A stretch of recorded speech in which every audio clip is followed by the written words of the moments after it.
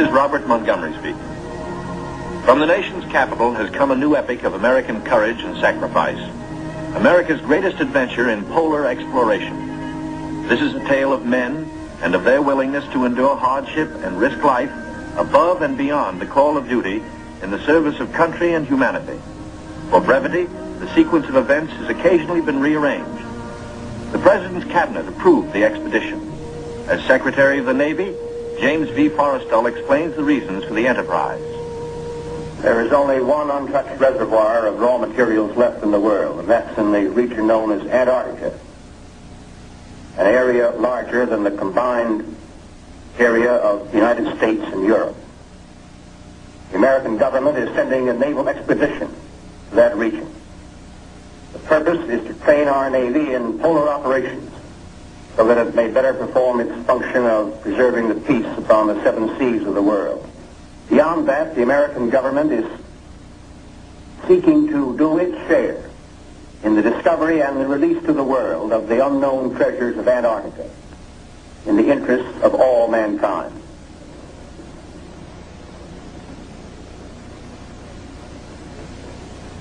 Thumbs up to this, gentlemen. The Secretary has approved our plans, confirming you, Admiral Byrd, as the officer in charge of the expedition, and you, Admiral Cruzen, as the task force commander. And we get everything we need. That makes Operation Highjump the greatest polar expedition in history. Admiral, time is going to be our greatest handicap. By the time we get through this very difficult ice pack, the summer will have ended and the fall will have set in. Never before has anyone attempted to take a fleet of thin-skinned steel ships through 300 miles or more of crushing ice pack. I have great faith in your skill, courage, and determination. And now, gentlemen. Admiral Nimitz reviews the operations plan. The expedition will comprise 3 groups: a central land plane group to explore the interior from Little America, and 2 seaplane groups, the eastern to map that half of the continental shoreline, and the western to map the opposite coast of Antarctica. After the original orders have been issued, 3 months of planning are needed to organize the giant venture. This is Robert Taylor speaking. At the world's greatest naval base, Norfolk, Virginia, ships of the Central and Eastern groups are loading. The flagship, Mount Olympus, equipped with powerful radio and radar, will serve as the leader's voice of command. Admirals Byrd and Cruzen come aboard to check staff preparations, food, fuel, and clothing for 4,000 men. Byrd greets staff officers who have fitted out the expedition. Not a few vessels, but a fleet. Officers and men, not hundreds, but thousands, and pilots by the score. The Chief of Staff, Captain Quackenbush, calls up the fleet's youngest recruits to meet the admirals, who name them Running Jump and High Jump. The pups are unimpressed by rank. Running Jump and High Jump are first arrivals from the Chinook kennels at Wanalancet, New Hampshire, where sailors are learning the art of navigating dog sleds. Everything happens to sailors. But soon they come to understand and to love the Huskies. They watch their dogs carefully to see that they have enough to drink and enough to eat, and always at the right time. Dog Watch Bluejackets practice the patient care that will keep the dogs in prime form. Not only food, daily attention to their eyes so that they may not suffer the dreaded Arctic snow blindness, and the inevitable vitamin pills that even dogs can't escape these days of ABCD health. The boys learn all the tricks. Tickling of the throat and a pat on the nose gets the pills down. The dog sleds are the small boats of the Antarctic. Each carries 600 pounds, with 10 dogs hauling. Each dog's harness is tailor-made, carefully fitted to avoid the chafing that has been fatal to many a sled dog at below zero temperatures. The Husky's paws are equally important. There are canine snowshoes, precisely notched for the pulling claws. In cut-down auto chassis, the sailor drivers finish training. Huskies so often have meant life itself to Admiral Byrd that he calls them his Antarctic Life Insurance Company. From Norfolk, Admiral Cruzen sails aboard the Mount Olympus. His crews are a cross-section of the country's manhood. Admiral Byrd will follow later in the carrier, Philippine Sea. The Coast Guard icebreaker, North Wind, powerful plow horse of the expedition, backs out. The seaplane tender, Pine Island, is first to stand out to sea. Steaming south via the Panama Canal, the fleet must cover 12,000 miles to reach Antarctica. At the 100th meridian west, the groups are to separate, and the central group proceed to a rendezvous point at Scott Island. This is Van Heflin speaking.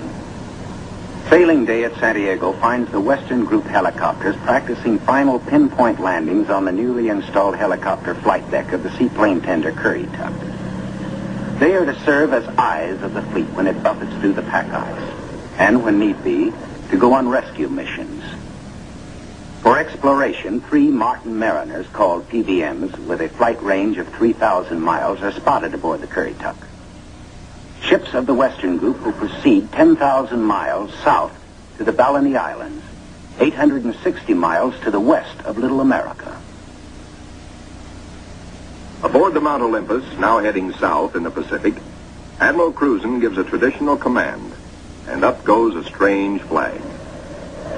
The Jolly Roger, signifying the crossing of the equator and authorizing the ancient shenanigans of the sea, whereby all land lovers are painfully presented at King Neptune's court. The veteran shellbacks copperplate the pollywog's interiors with a mixture of cylinder oil and chewing tobacco.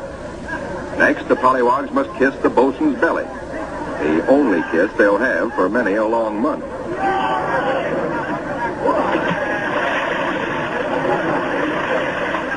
They wind up with a dunking and a final whacking to warm them up, officers and men alike. Wearing the whiskers of Neptunus caninus, Ricky, the veteran husky, presides as the pups become doggy shellbacks. The oncoming shadow of the Antarctic intensifies preparations. Bamboo is split for trail marker sticks. These, topped with flags, will form lifelines to guard the men against losing the trail in blinding blizzards. Small details, but vitally important in the wilderness of ice. The dogs are inoculated against infection. Now the serious business of the sea takes over. Danger menaces the fleet oiler, Cacapon. She must fuel the fleet now to lighten her cargo of 4 million gallons of oil. If storms strike her, plates may warp, rivets shear, and her back may be broken. And ahead are the dreaded roaring 40s. Deck parties run with hauling lines, bringing over the Cacapon's captain for a conference.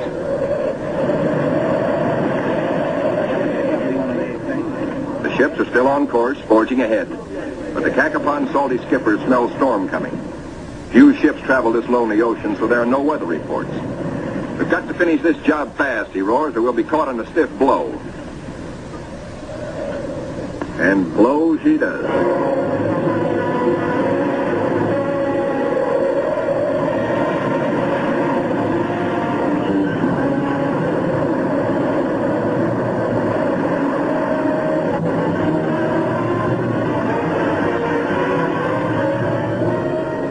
Clearing skies, but still the gale blows hard.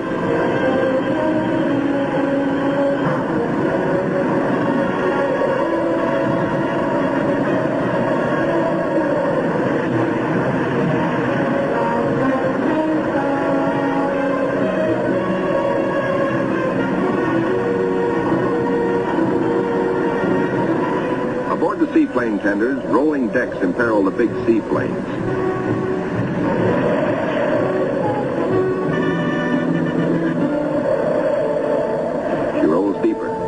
A sudden lurch.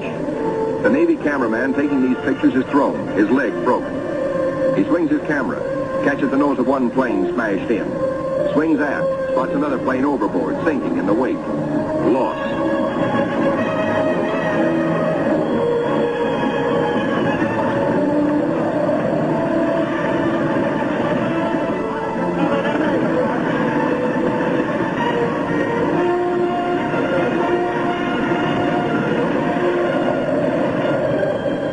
There's no loss of life, but below, in sick bay, the surgeons are busy with the injured. Today, with Navy's modern science, An injured seaman is soon up and about. We go back now to Norfolk and sailing day for Admiral Byrd.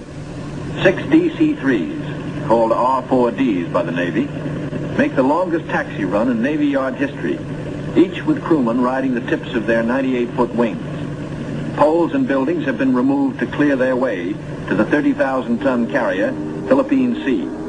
Admiral Byrd will sail the carrier close to the edge of the pack ice, then fly his 6 30,000-pound land planes from her deck, 800 miles across the pack to Little America. A daring and dangerous plan. But precedent was made in 1942 by Jimmy Doolittle in his much smaller B-25s, Tokyo bound from the carrier Hornet.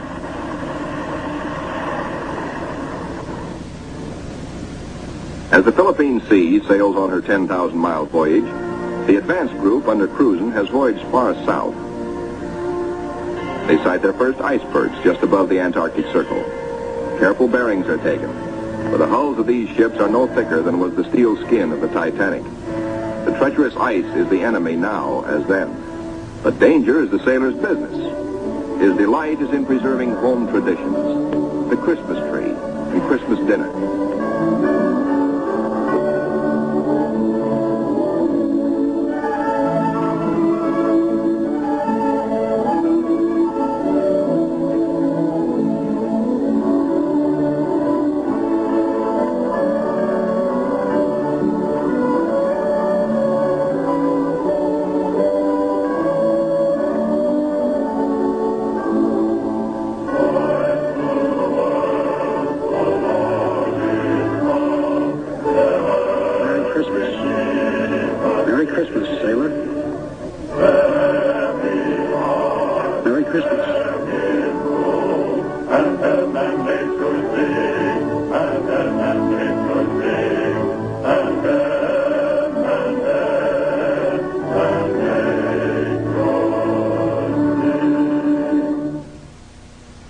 We'll be right back with TNT Overnight. 50 years of classic films all night long.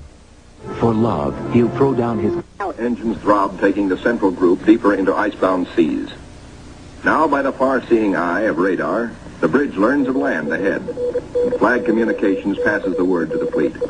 Scott Island, dead ahead. All ships rendezvous. 600 critical miles of their 12,000-mile voyage still to go. The ice pack ahead has been the executioner of many gallant ships. Cruzen summons captains and executive officers for a staff conference. While the staff confers, a small landing boat sets off for Scott Island, named in honor of the heroic British explorer, Captain Robert Falcon Scott, who lost his life a generation ago trying to fight his way back from the South Pole.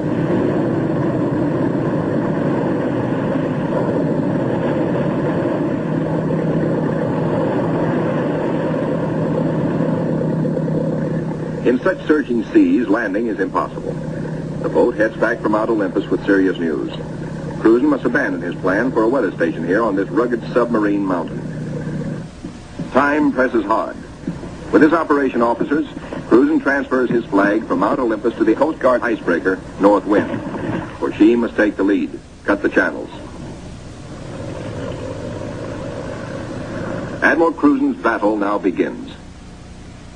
Through 600 miles of peril, the Admiral must bring his ships to the open Ross Sea, and thus to the Bay of Whales and Little America.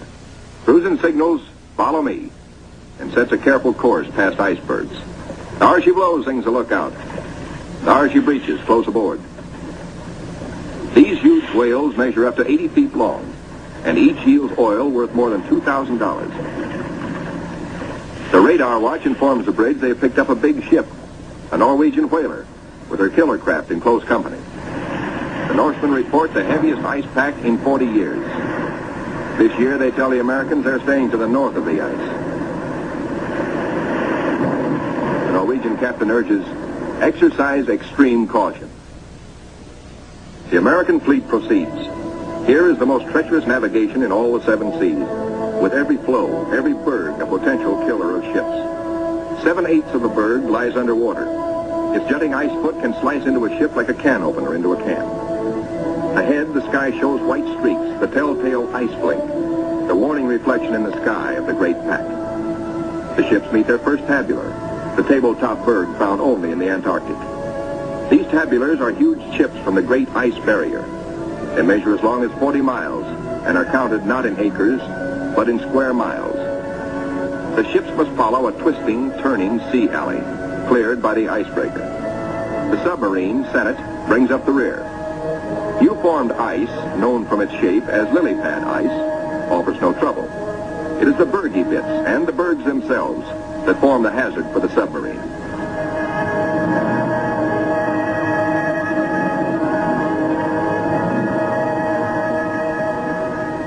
A little Adderley penguin comes aboard as pilot, rides the deck for 2 solid days.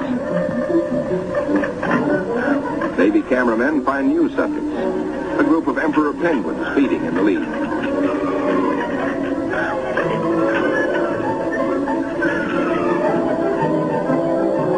Lookouts spot a flock of snow petrels, those hardiest of birds.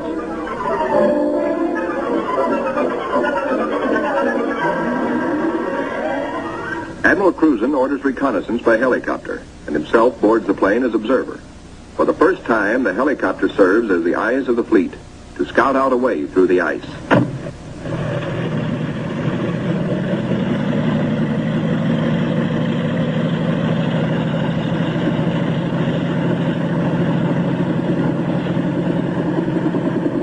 Somewhere to the south, Cruzen hopes to locate better going, perhaps a lead heading toward Little America. Beyond the brash ice, at first he can spot only isolated lakes. At last he sees his lead. Reconnaissance by helicopter has paid off. And just in time, for the helicopter's gas is running low. The long practice hours of pinpoint landing have not been wasted. The Admiral is safely back aboard. Cruzen changes course to head the fleet toward his lead. No open roadstead here, no channel markers. The turn is difficult for the big ships. Now to the men of the fleet comes one of nature's weirdest pictures, the Antarctic twilight. Eerie greens and pastel blues. Men who look grow silent, but long remember.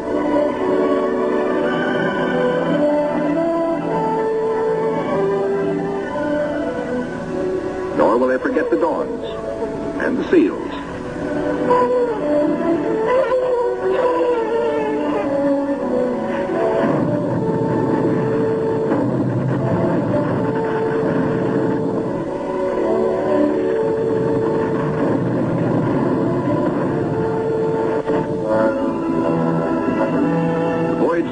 Was to have taken 3 or 4 days, but a week has passed, and the task force has made only 100 of the 600 miles across the pack.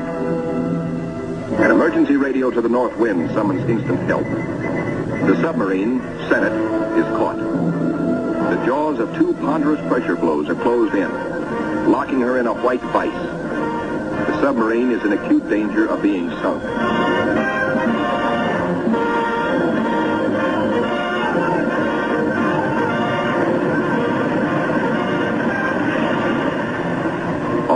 Realize now that the Senate may never get through.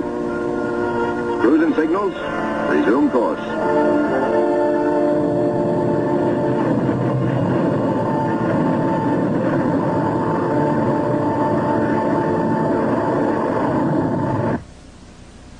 Meanwhile, the Eastern Group has steamed to Peter I Island, 1,250 miles northeast of the main base to be established at Little America. The Eastern Group's seaplane tender, Pine Island, sends a helicopter to scout the rugged coast. Hope is fulfilled when she relocates Scott's 37-year-old camp. This was the base for the ill-fated Britain's expeditions at the turn of the century. While the helicopter waits, the Americans look over the hut, finding only an abandoned sled. But back at the Pine Island, the helicopter meets trouble. Her rotors, heavy with ice, fail. She crashes only a few feet from the safety of the landing deck. Within seconds, the Pine Island's crash boat reaches the sinking helicopter. The rescue crewmen, drilled for just such an emergency, yank Captain Dufek and his pilot safely aboard. Back at the Central Group, danger increases for the submarine. Crushing ice is now riding up over her decks. She is solidly frozen in.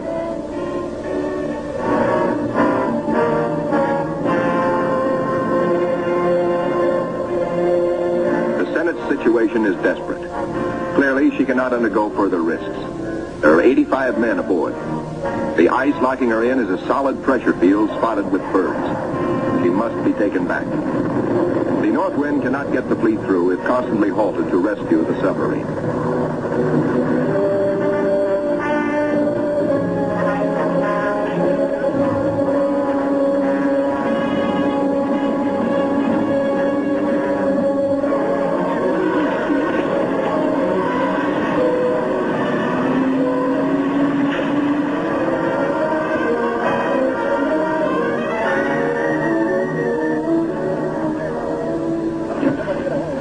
Icebreaker North Wind, with Admiral Cruzen in operational command, leaves the ships to await her return from the 400-mile round trip, towing the battered submarine, the Senate, north to the safety of the open sea. 1,200 miles to the west, 10 men set out from the western wing of the expedition on a hunt. For one of the seaplane tender Currituck's missions is to bring back specimens for the Federal Fish and Wildlife Commission. The marine marksmen storm the ice floes. These seals are armed with tiger-like jaws, easily capable of mangling a man's arm or leg. The men risk the slashing jaws of the master bull himself. He's no calf. He fights to kill. Once secured, he finds out for the first time in his life what it's like to be petted. That's not so bad. They total up their catch for the scientists back in Washington. 6 leopards and 1 rare Ross seal. The first Antarctic seal ever to fly through the air with the greatest of ease in a cargo net. 3 days later, disaster presses close to the ships of the Central Group, helpless without the icebreaker. Their 2,000 men are marooned in a frozen sea. Below the waterlines, damage control crews labor in icy water to shore up the inward closing plates. The lives of all hands are at stake.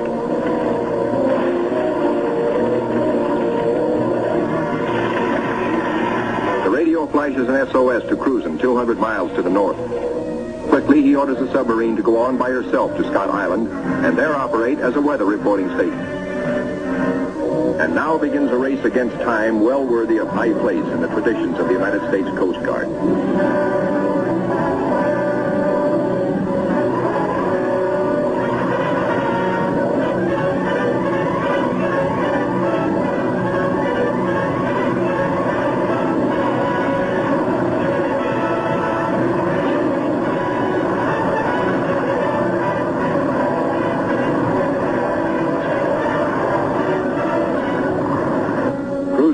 Black news from the flagship, Mount Olympus. Already 5 frames forward stove in, more weakening. Only the north wind can bring salvation to the 2,000 men of the stricken fleet. Dr. Seipel, Army ice veteran, volunteers to test the floes. If the ships must be abandoned, will the ice support the survivors? Cruzen awaits Dr. Seipel's verdict. Seipel reports the ice cannot be trusted.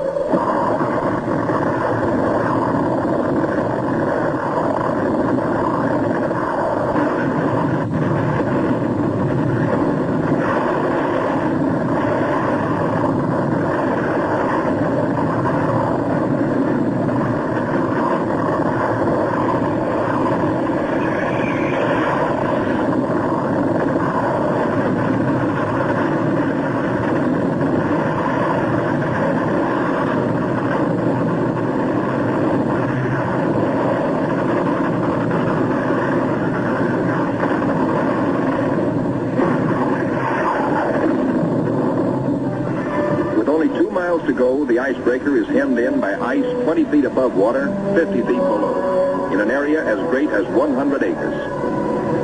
Hopelessly gripped by the ice, the cargo ship Merrick is now in grave peril.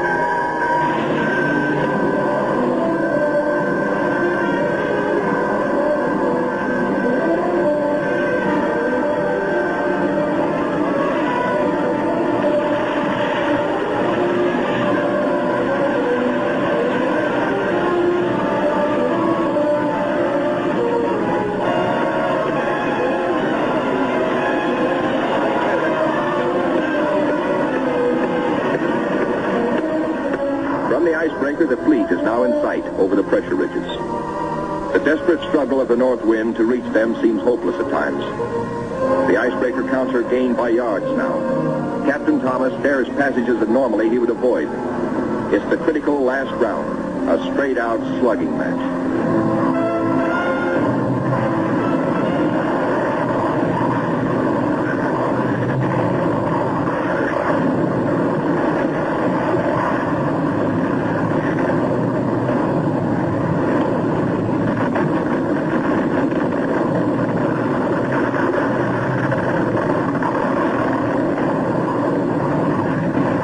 The north wind reaches the nearest ship, the Yancey.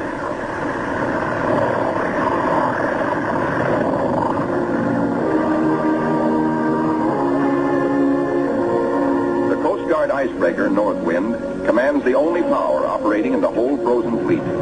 The Yancey and her 500 men are saved. Next, the Merrick, heavy in the water with a hole in her bow below the waterline.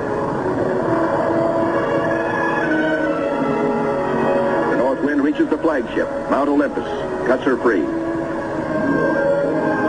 The fleet has survived. 2,000 weary American sailors are safe. Beyond the great ice whirlpool that held them fast, they steamed through the southern edge of the pack, through to the open waters of the Ross Sea, and little America dead ahead. Word of the deliverance of Admiral Cruzen's men reaches Admiral Byrd aboard the carrier Philippine Sea as she passes through the Panama Canal, Pacific bound. Officers watch sharply.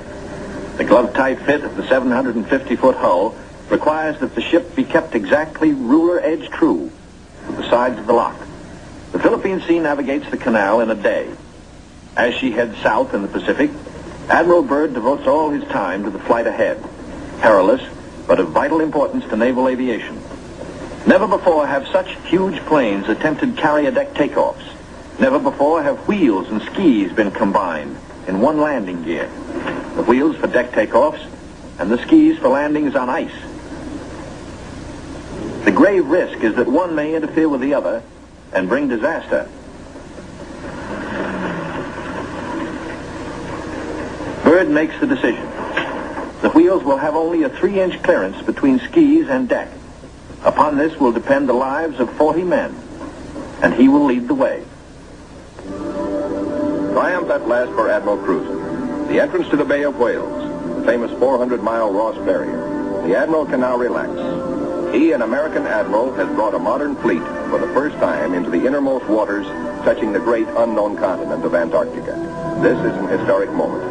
At long last, Admiral Byrd has realized his dream of many years of reaching little America with men and ships of the United States Navy.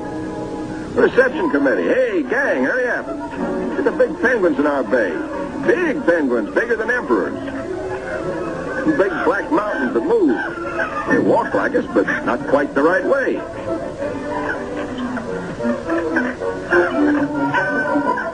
Come on, gang. We gotta go see what gives.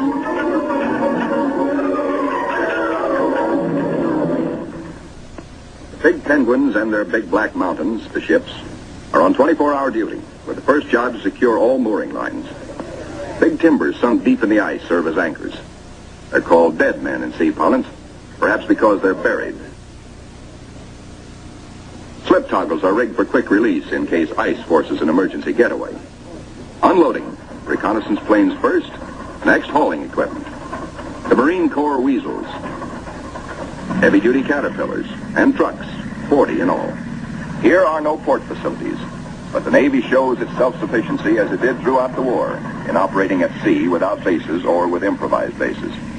Here are no docks or roads, yet all freight aboard 3 heavily laden ships is hauled 2 miles over the ice up to Little America. Dogs next, a barking, tugging boatload of huskies. And the pups, growing fatter and bigger every day. All are happy with the welcome smell of snow in their nostrils. This is home. This is fun. But this is work, too, for time is short. The dogs must haul their share of the tonnage. Halt. Trouble ahead. Pressure ridges block the way inland to Little America. Even the largest caterpillars are stalled. The call goes out for dynamite crews, Navy's trained demolition teams, seasoned on enemy beaches. They must blast the 50-foot ridges, clear the way to meet the expedition timetable. The ridges are deep. Blasting takes hours.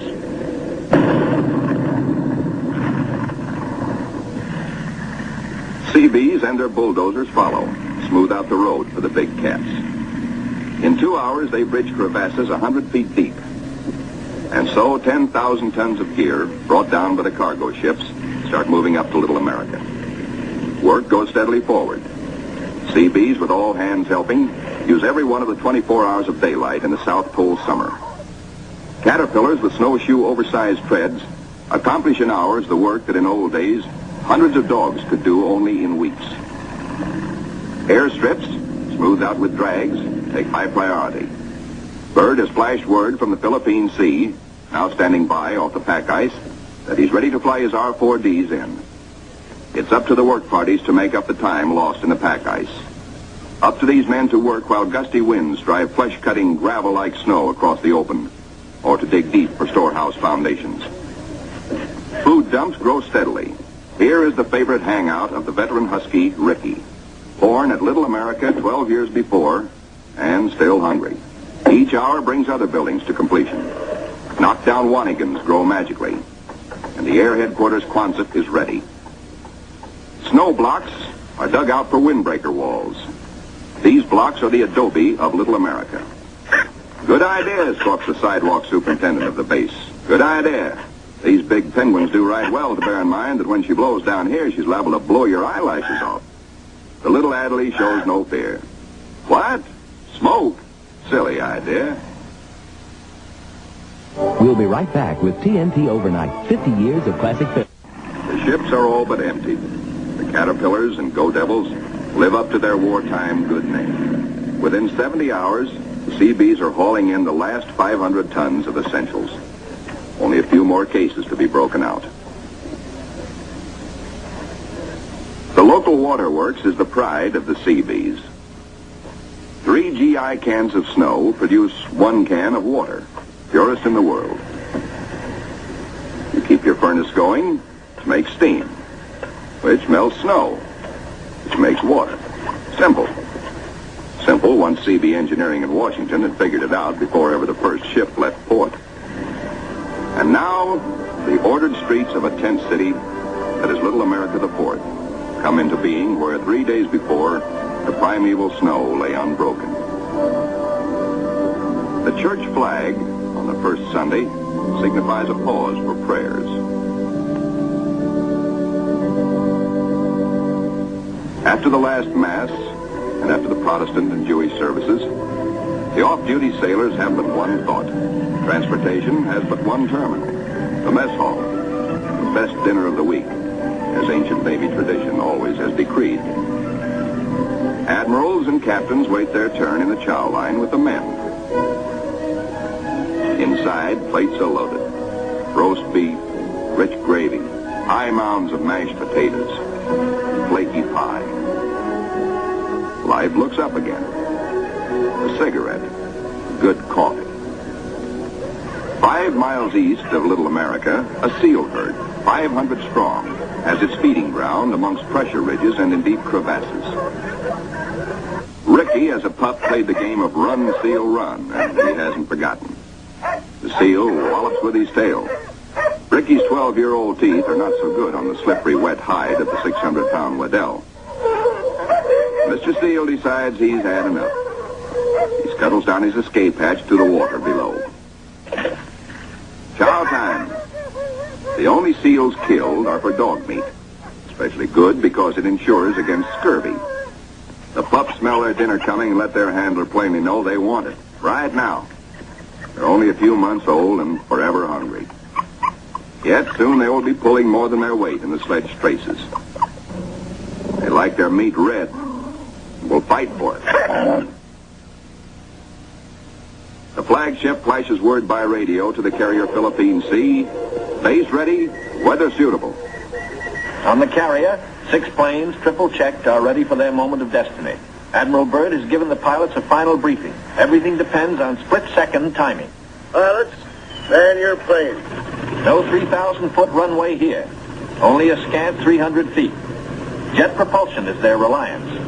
Crewmen attach jet containers, 4 to a plane. These JATO bottles are packed with flaming power. In the critical 10 seconds at takeoff, they give the kick-up of 2 added engines.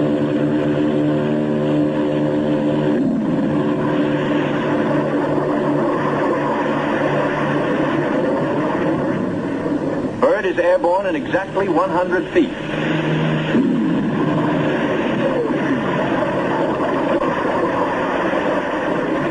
Admiral Byrd and his companion plane will try the 800-mile flight first. The others await his orders. At Little America, cameramen and Admiral Cruzen wait anxiously. And there comes Byrd. Cruzen can relax now. The skis work perfectly. The carefully calculated drag of the wheels serves only to shoot up a plume of snow.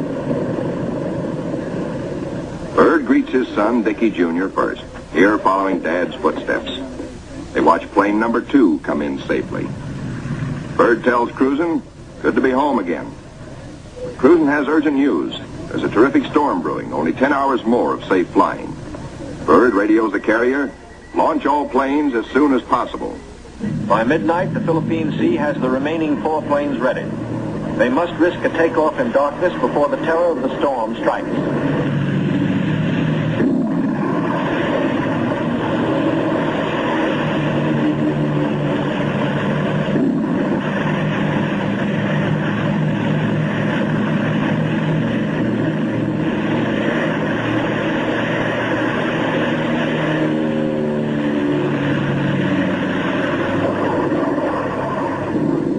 Finds the planes over the pack ice. With frozen depth below and weather closing in, navigation becomes tricky. This close to the pole, the magnetic compass is no help. At the base, men scan the gray skies, looking, and finding only the blackness of the approaching storm, now visible to the east. If the planes don't make it within an hour, but in they come, one by one, to land in the last remnants of clear light. Each landing is the first on the ice for each pilot. These men are the first ever to fly big planes into the Antarctic. Or on previous expeditions, the planes were freighted in, assembled, and only then were they flown. These Navy and Marine Corps flyers have been bred on stormy going. Their long experience and, above all, the Navy's relentless training in all details brings them in, but with little time to spare. The blizzard hits, 100 miles an hour, scouring across the sastrugi. In storms such as this, many brave explorers have died.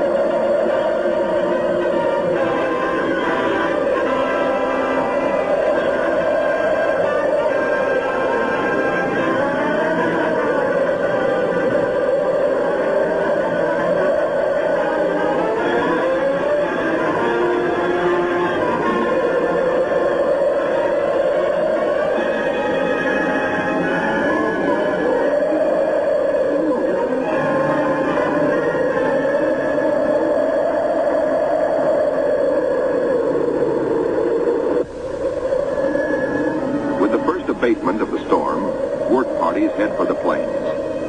The blizzard is 40 hours old. The wind has become bearable. The expedition flight schedules are days behind. They must get the heaters going, clean out the frost. The Antarctic offers no quick machine service as on standard Navy airfields. Fuel for the heaters must be hand-dragged, hand-pumped, hand-fed, with the temperature far below freezing. The chow wagon, the never-failing CB tractor, gives the work parties a lift back to the mess tent for hot coffee, food, and warmth. Only the Navy, Marine Corps, Coast Guard, and Army cameramen who made this official record know the price they paid for these blizzard films. They covered the Pacific battles for posterity.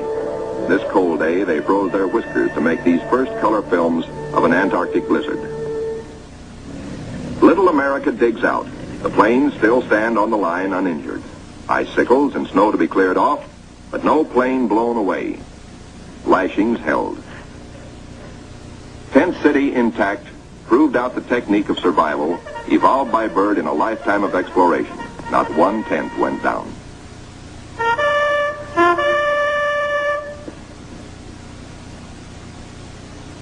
No matter how great the pressure of work, the flag must be raised with a ceremony which is its due.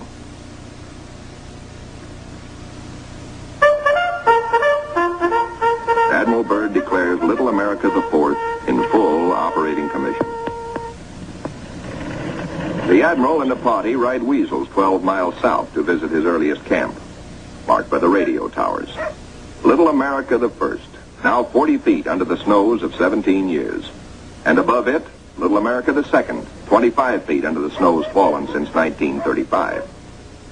Captain Boyd, United States Marine Corps, ties on a safety line, while Admiral Byrd and 3 veterans of his previous expeditions watch. Boyd inches his carcass down the old ventilating hatch. It stood 20 feet in the air when it was put up 12 years before. He pokes a stick up as a marker for the main hatch. Now all hands, the Admiral included, will have a chance to go look-see. Below, the old-timers find a lantern that lights at once. No manner of other gear. For here in Antarctica, there is no decay, no rust, no dust, not even germs. Fruits, vegetables, meats, all good after 17 years. Small wonder Byrd preaches that one day Antarctica may be the world's storehouse to keep the 7 years surplus for the 7 lean years. Byrd, bringing with him the old corn cob he'd forgotten in 1930, comes up last. He meets heavy going, but he makes it the hard way and seems to like it. We'll be right back with TNT Overnight. Can men survive in freezing water? Men from Mars, members of a special underwater demolition team, wear the new cold water rubber survival suit. In contrast to these skylarking youngsters eating ice cream in the ice, men in ordinary clothing are paralyzed in 6 minutes and die very quickly thereafter. Yet these sailors, wearing only underwear beneath their survival suits, stay in half an hour and come up chipper and warm. On the sunny afterdeck of the Mount Olympus, the expedition's prize penguin catch, the big emperors, are living the life of penguin Rileys. They grow 4 feet tall, weigh up to 80 pounds, and are the only creatures who live throughout the year on Antarctica. Eons ago, they flew. In time, their wings evolved into swimming fins. Their deep feathers are the warmest known. Their feet, thick leather-like pads. On these, they lay their single egg and tuck it up within the body feathers for warmth, to hatch it. In captivity, they must have their vitamins. Keeping them alive for the return voyage is quite a problem, for their bloodstreams have no germ resistance. Their necks are ball-bearing. Strangely enough, the smaller captive penguins prefer their fish fillets. They won't eat live fish out of a pail. The rockhopper penguins are the clowns of the Antarctic. 20 inches high, cocky yellow eyebrows, sassy, and forever hungry. As the men find out, they'll eat their weight in fish every 3 days. The gathering of scientific data ranks high in expedition plans. Admiral Byrd says goodbye and good luck to an over-ice expedition which is to probe deep into the Rockefeller Mountains 300 miles southeast. 2 LVTs hauling supply sledges strike out into the white darkness, their mileage checked by bicycle wheel counters astern. In the mountain rocks, they will seek minerals and ancient petrified vegetation. Hourly, they will record important aerological data.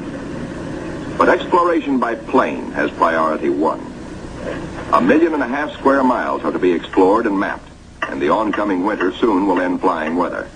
The wheels come off, but both takeoffs and landings on the ice must be made by skis alone, delicately balanced to feather in the wind, yet strong to stand the shattering shock of landings. Organized exploration on a scale hitherto undreamed of calls for precision timing. Each plane is serviced on exact schedule with 1,200 gallons of high-test gas and with preheated oil tested to function at 80 below.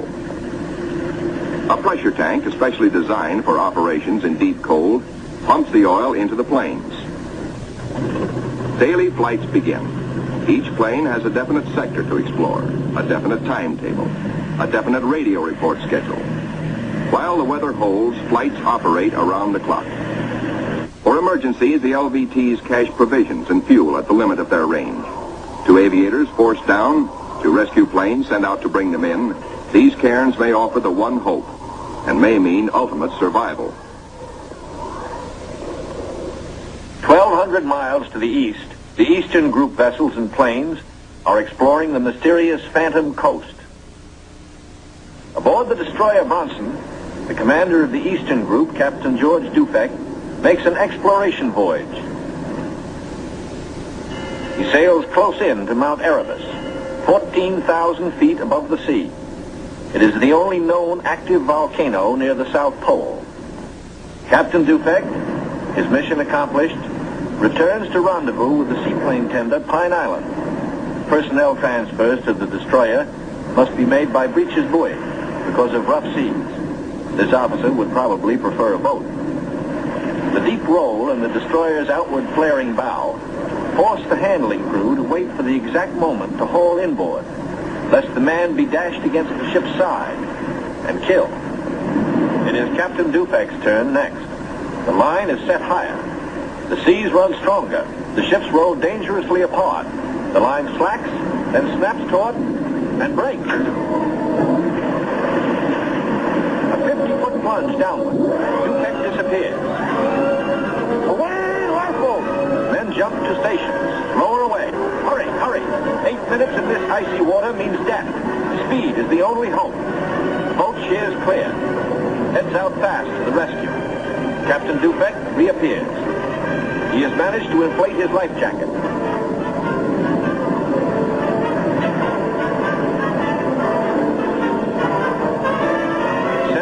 Gone. Dufek grabs the lifeline. The seaman clutches him. By a margin of seconds, he is safe. 1,500 miles west of Little America, the Currituck and her western group are off the Shackleton ice shelf, circling the Sunset Coast. The western group commander, Captain Bond, gives pilots and plane crews a last briefing on Antarctic dangers and the technique of survival if forced down. The flight about to start is the longest and most important so far for the Western Group.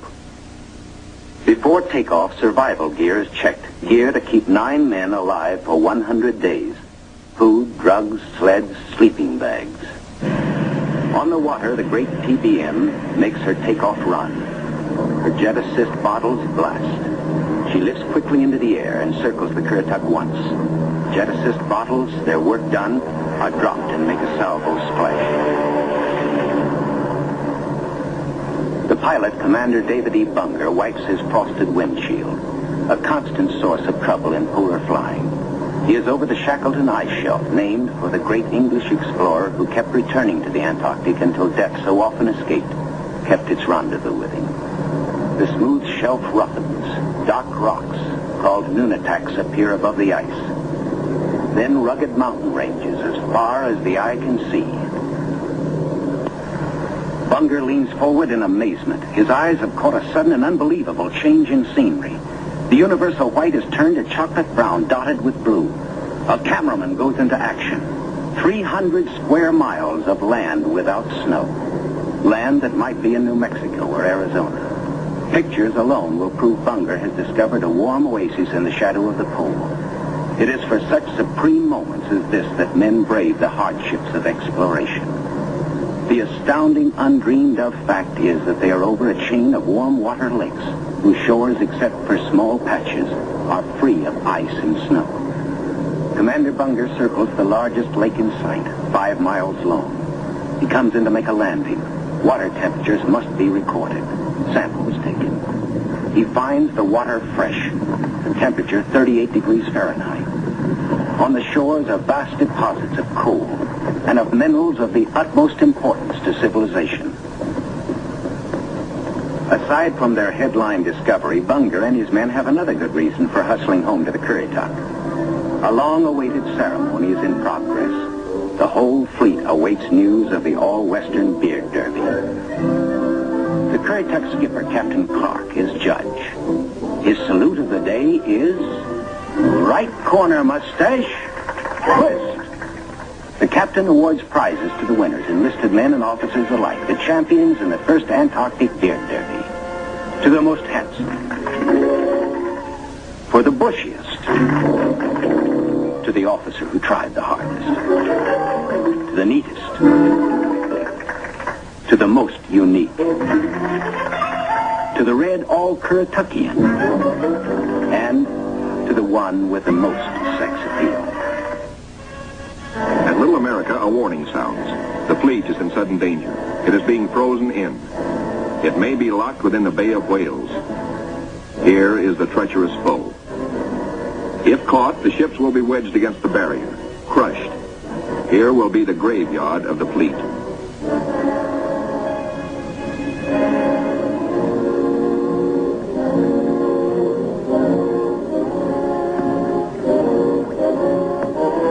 Icebreaker North Wind goes into action. Ramming, backing, ramming again to break up the crushing flows. Landing craft work frantically to loosen the ice around the ships so propellers may turn without shearing off. One by one, the ships are cleared, get underway. Byrd remains behind with 197 volunteers in grave problems. His most important exploration flights will now lack the powerful directional radio of the Mount Olympus. To get his men out, he must hope the icebreaker can crash her way back in time. Otherwise, he and his men will be frozen in for the 9 sunless months of the dark, treacherous Antarctic winter. Marooned, Admiral Byrd and his staff plan the big flight to the South Pole and far beyond. This is the culmination, the last mass flight. 4 planes spanning out over a continent of unknown territory larger than Texas, California, and Arizona combined. Over freezing wastes without people, without life, without vegetation. Nature's most formidable challenge to man. The 4 planes are gassed up. All controls triple checked. Motors heated. For they face cold as extreme as 60 below. Unrelenting, murderous. Photographic units lead the parade of science to the planes. Each is a flying laboratory. The cameras are the trimetricons and the K-17s that spied out enemy secrets during the war. Now each plane carries 250 pounds of film to record some of nature's last great mysteries. The war's secret radar magnetic detectors are here too, bolted on like bombs. In war, their electronic impulses spotted minefields buried deep under the surface. Now they will read far below the ice, detect and identify minerals, coal, iron, precious ores. Byrd gets the words, "Ready, sir." He boards the leading plane. Gives the command, take off. Crews hasten to rock the ships and thus free the skis frozen to the ice.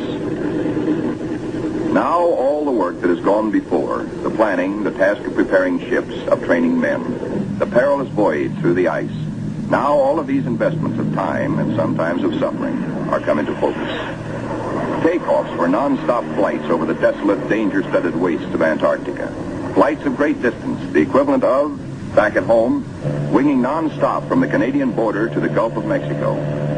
Aviation is all important in the Navy's Antarctic exploration, just as aviation is all important in a modern Navy that must be strong under and above the sea, as well as on it. We'll be right back with The shelf ice, Byrd leads his 4 planes in the long climb over pressure ridge areas, heading for the polar plateau, 10,000 feet up. Below are no landing fields, only deep crevasses, pressure ridges 100 feet high, instant destruction for a plane forced down. Byrd pioneered the first South Pole flight in 1929. He applies again the practice of constant vigilance, careful calculations that assured his earlier successes. Over this cruel country, Byrd flies today at 3 miles a minute. In earlier explorations, 3 miles in one day was frequently the utmost for Shackleton and Scott for Britain, Amundsen for Norway, and Byrd himself for America. The Beardmore Glacier, 200 miles long, 50 wide, 1,000 feet deep, who knows. Byrd checks position by the sun compass. The glacier signals the South Pole itself. Here, Byrd drops the flags of the United Nations, carefully boxed, a symbol of America's goodwill to all nations. Now beyond the pole, Byrd focuses his cameras and magnetic detectors on land new to him and to all mankind. In eastern group waters, the seaplane tender Pine Island swings out a plane, listed on the fleet's roster as Mariner George 1. Crew members look out. No shadow of coming disaster troubles their young faces. Captain Caldwell, observer. Lieutenant J.G. Frenchy LeBlanc, pilot in command. Lieutenant J.G. Bill Kearns, co-pilot. Ensign Lopez, navigator. And a crew of 5 take off to map the treacherous Phantom coast.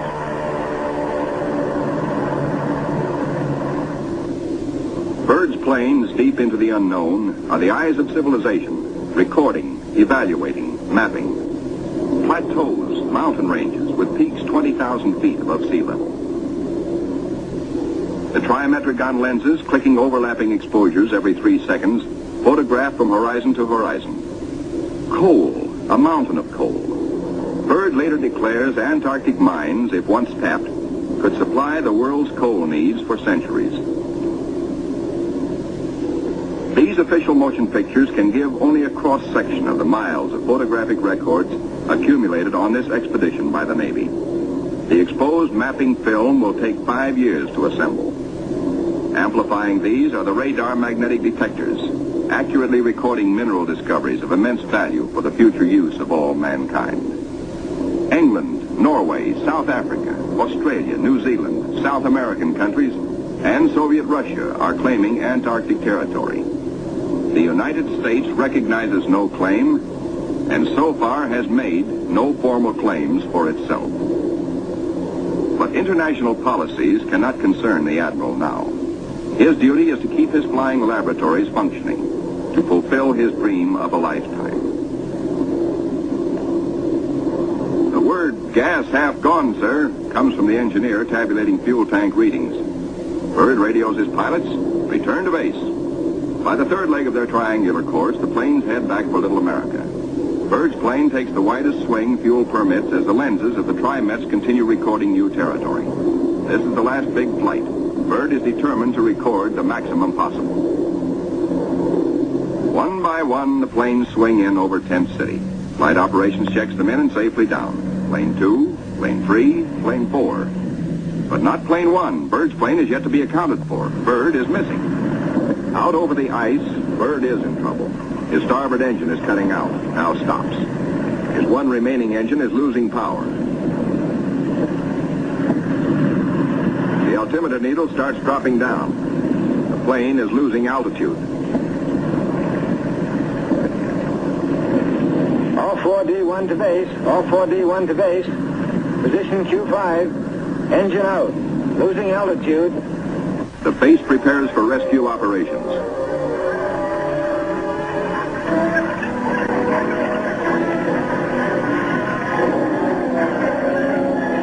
Handicapped by the partial power of one engine, the plane is in jeopardy. Down she drops.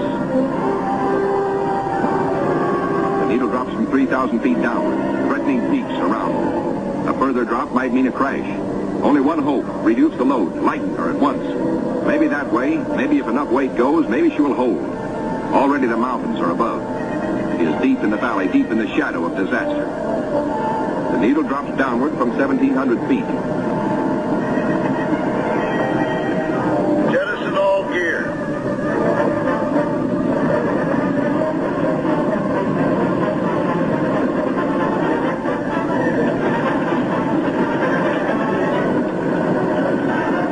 Only the precious films and records are saved. The gamble is life or death.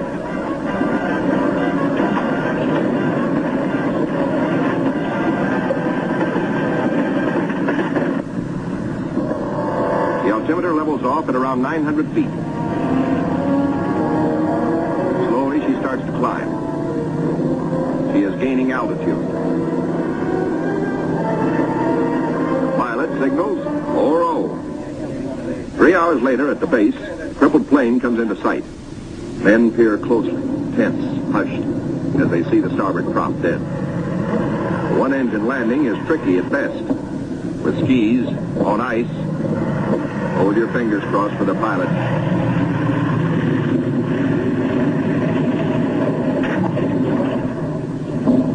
Safe, safe, good going.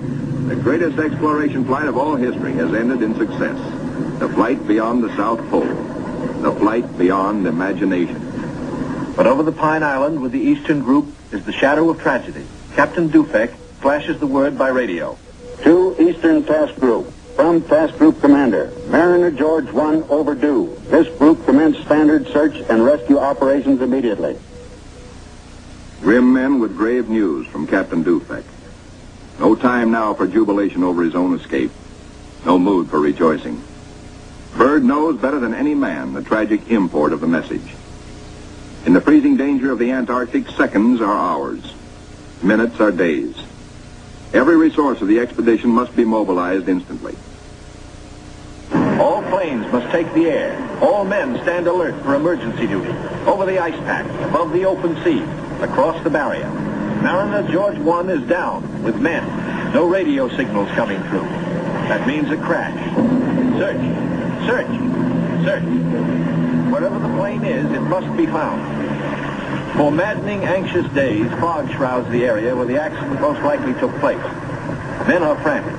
Yet daily, at their own request, at their urging, in fact, the crew of the Pine Island gathers for prayer service.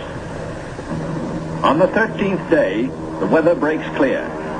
Captain Dufek sends another PBM into the area heretofore shrouded in fog. At last, in clear visibility, the pilots and men scan water and pack ice along the Phantom Coast.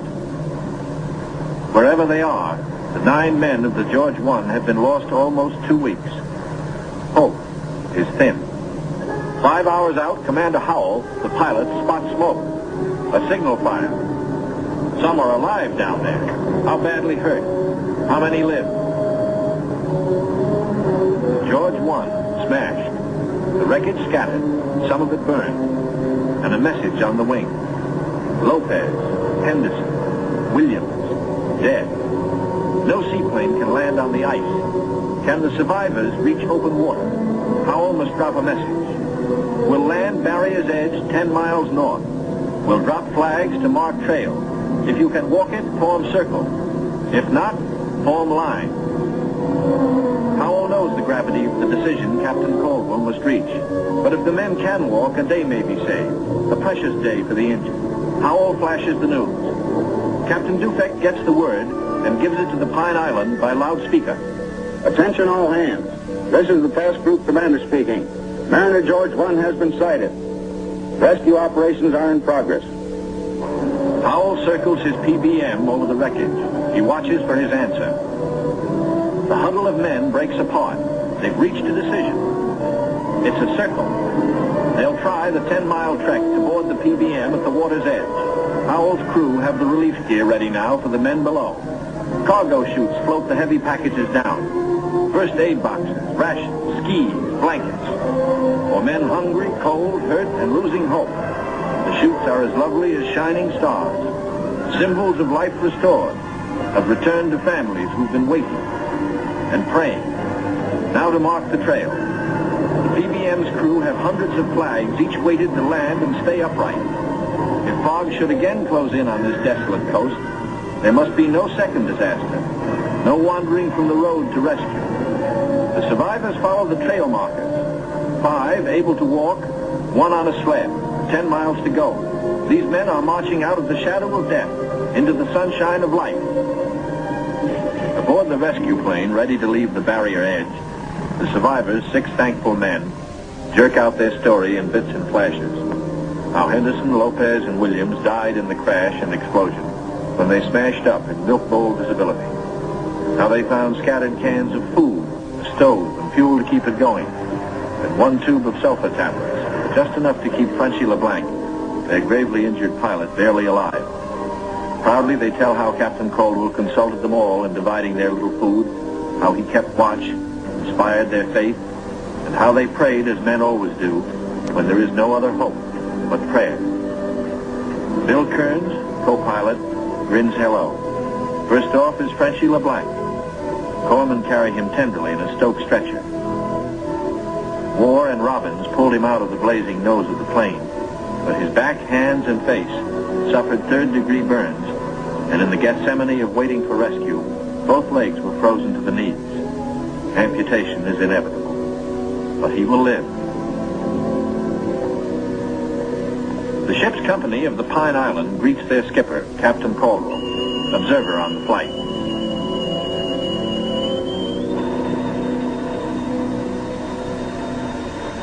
He says no ship ever looked so good to him as his own command, as again he sets foot on her decks. His executive officer greets him with sincere affection. Captain Dufek warmly welcomes the survivors. Co-pilot Kearns, his broken arm in a sling. McCarty, photographer. War, the radio operator. And smiling Shorty Robbins, the motor mech. The head is warm. A hot bath, clean sheets, and long hours of restoring sleep. And perhaps first, a moment to splice the main brace, by which good sailors mean a ration of medicinal spirits. Bourbon to you. Later in sick bay, all but Frenchie and Captain Caldwell enjoy their first full meal in 2 weeks. Kearns will go to Georgetown University to study for a career in diplomacy. McCarthy, who has a wife and 2 children in Sonoma, sunny California, beams happily. Robbins, who was the wheel horse in those desperate days, figures to keep on flying. He still loves it. And War knows that he will marry his school teacher sweetheart back in Reading, Pennsylvania. News of the rescue finds the icebreaker with Admiral Cruzen fighting her way through thickening ice to pick up Admiral Byrd and his men at Little America. Byrd is radioed for all speed. At the base, the Admiral supervises Operation Secure. All essential records and scientific instruments are to be taken home. The planes must remain. They are stripped down with the hope that another American expedition in a future year may find them of use. Supply dumps are marked by poles. And now through the capes comes the old reliable workhorse, the icebreaker. Final loading is the order. All roads lead to the bay, the last trip down. The last long trek through the snow for the big Go Devil sledges, loaded with men and equipment. The excitement that always comes with sailing infects all hands, including the dogs. They sniff something important is in the wind.